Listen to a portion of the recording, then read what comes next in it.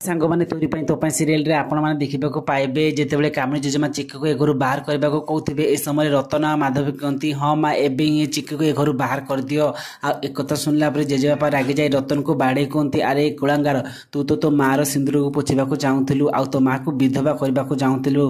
एक सुनला कामिनी जेजेमा किसी बुझीपारती आ जेजेबापा कहती कामिनी ये हूँ तुम पापर फल अरे जो पुओ को तुम जन्म देथिलो से पुओ आज तुमको विधवा करने को जाऊला ए दुहे मते मारिबा को चाहूले। आउ एक सुनला कामिनी जेजेमा कहती ए दुहे जहाँ भी करुले ठीक करुले तुम तुम जिदी जदि एत कि से कहीं मो जिदी तुमको मारी न पारे से तुमको मारी दिंते तथापि से ठीक होता। एक सुनला जेजेबाबा बुझी जाते कामिनी जेजेमा केते तलक खसी जाती। आउटे कामिनी जेजेमा कहते ए चिक्की तोते तो ए घर मुझे बाहर कर पारे तो पापर मात्रा एते बढ़ी जाए तोते मुझे घर बाहर कर पारे किंतु मु निजे तो ठारू दूरे होजी आमती कही से चली जाती आउ से जीवा बाटर रही कहती माँ रे मत क्षमा करदेव मु तो स्वप्न को पूरण कर पारे आउ एबे मुझे घर छाड़ी चली जाऊँगी। तो फ्रेंड्स आपण मानक कौन लगुच सतरे कौन कामिनी जेजेमा घर छाड़ी चली जाए जब हाँ ताले हमको ये बोली कमेंट करंतु।